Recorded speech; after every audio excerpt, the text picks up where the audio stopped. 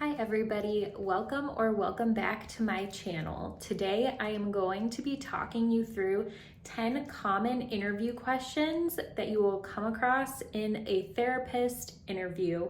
This also applies to social workers, counselors, any mental health professional. I think a lot of these questions can be found across all those different fields, and I really wanted to make this video because when I was researching the topic, I found that there are almost no videos that are made by actual mental health professionals. A lot of these interview question videos that exist on YouTube are made by these YouTube channels that just make videos about interview prep, which is great, but I think there is a lot of value in hearing from an actual therapist who has interviewed. So I'm very excited to equip you with the knowledge that will hopefully help you land your dream job. Hi everybody, welcome back to my channel. Today I'm going to talk you through 10 common interview questions that you will come across in a therapist or counselor interview process.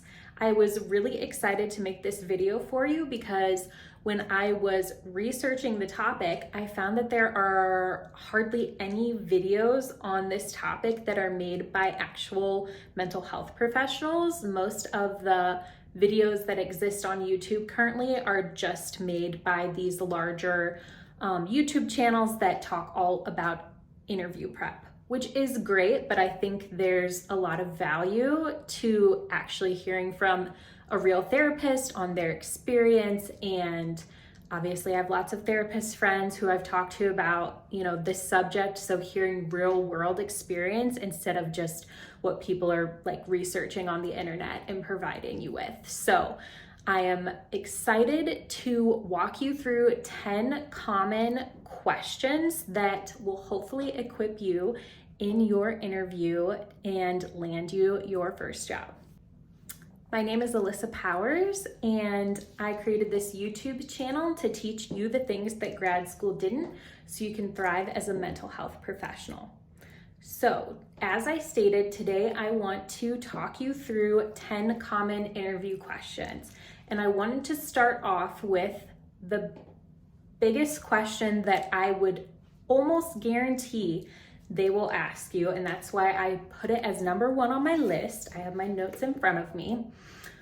That is, what is your theoretical orientation?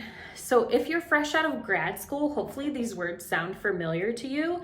Your theoretical orientation would be something like CBT, DBT, existentialism, any of those theories that you learned about. They're going to ask you what your counseling style is, what theories you plan to apply with your clients.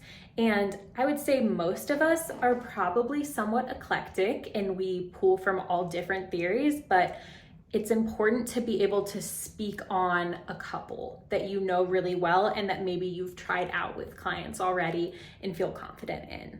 Number two is, why do you want to work for this agency or private practice? So going in, knowing a little bit about the agency that you're applying to, what drew you to it? Do they work with a certain demographic? Is it a private practice that you've heard great things about and caters to a specific community?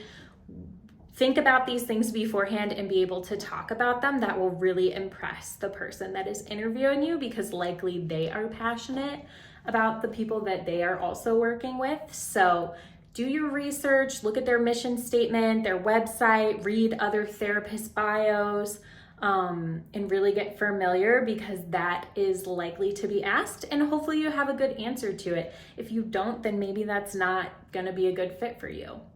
Number three on my list is, why did you want to become a therapist? Now this might sound like a very grad school interview question, but I think it's also relevant to when you are applying to your first job. What made you want to become a therapist? What are you passionate about? show them a little bit of your personality and what drew you to the field. Next question, number 4, is what clients do you enjoy working with and what clients do you struggle to work with? So do you have a specific demographic that you are passionate about working with, age group, something like that, type of mental health disorder?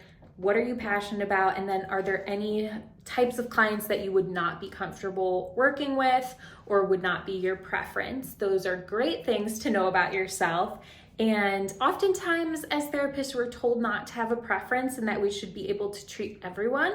But I think going into your first job, you want to make sure that you are going to largely be seeing the kind of clients that you enjoy. So if you hate working with kids and you're interviewing at a place that mostly works with kids, then that's not going to be a good fit for you. So, and vice versa, you want to make sure that they have the clientele that you enjoy. Number 5, I would also pretty much guarantee that this would be a question that they will ask you. So how have you managed a crisis, a suicidal client, or an ethical dilemma? Those might end up being a few different questions that they ask, but I would almost guarantee you that they are going to ask you something about ethics and about suicidal ideation. So make sure that you know a great answer to that. That's so important. Hopefully you do, and your grad program did a great job of equipping you to work with suicidal ideation, to work with clients in crisis, to deal with ethical dilemmas. I would think about some examples that you're comfortable sharing beforehand.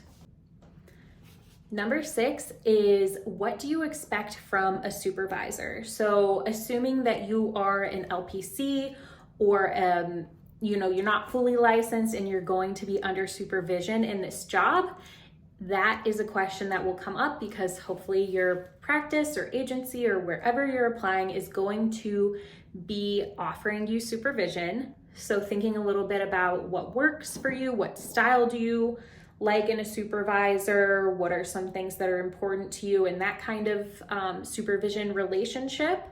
That is a common question because often it will be a supervisor that is interviewing you. So that's a really good one to think through. Number 7 is the dreaded strengths and weakness interview question, and this could be a whole separate video. I recommend, there are so many great videos on this on YouTube about how to answer this question in a genuine and authentic way and not say like, oh, my weakness is perfectionism because I'm so perfect, or something like that. I'm not going to go into like all the nuances of that question, but I do think that is a good one to prepare for. What are your strengths as a therapist and what are your weaknesses? Number 8 is, what training do you have with trauma-informed care or cultural competency? Hopefully your grad program prepared you to talk about those 2 topics, but those are 2 really big, just hot topics in the counseling world. Everyone is going to come across clients with trauma. That's pretty much inevitable no matter, where you're at. And of course, different cultures can look a lot of different ways. It's not just skin color. It can be all kinds of different cultural, differences that your clients are going to have and that maybe you don't know about or whatever. So giving examples of how you've been trained to handle those 2 topics is a great thing to think about. Number 9 is, do you have a self-care plan, or what are your self-care practices? Hopefully this place that you are applying to and thinking about interviewing at cares about your self-care, wants to do burnout prevention for their employees. But being able to talk about what you do to rest and recharge and avoid burnout as a therapist is really important to know and be prepared to talk about. And hopefully that will be an easy one to talk about. And hopefully you have a self-care plan. Last one, number 10, is just in general being able to do a role play. I have never experienced doing a role play in an interview, but of course in grad school, we did so many role plays. I absolutely hate role plays. I think they're so cringy and awkward and just like fake, obviously, but it is how we have to learn because, you know, if you never did a role play, you wouldn't feel very confident walking into your first session. But I have heard, and just kind of from talking to people, doing research and talking to people who have interviewed more recently than I have, they said that role plays have come up. So maybe be prepared for that mentally.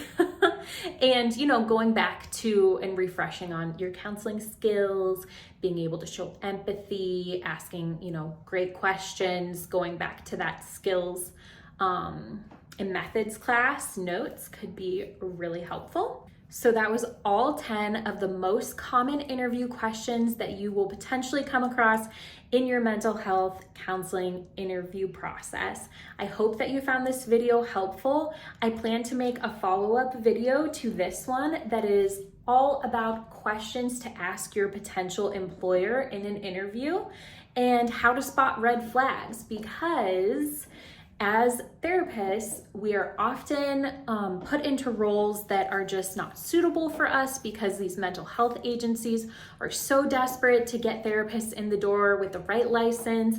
But usually if a place is urgently hiring or has, you know, huge turnover, that's a red flag. So I want to talk about questions that you can then ask your potential employer to kind of vet them and see if they're going to be a good fit for you. Because I want you to be able to thrive in your first job, or maybe this isn't your first job. Maybe you're, you know, changing routes. Maybe you're moving from an agency to a private practice.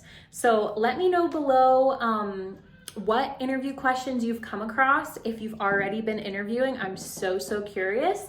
And if you found this helpful, please like and subscribe. It helps my channel so much, and you can look forward to some more content that is especially for my fellow mental health professionals. All right, I'll see you in the next one. Bye.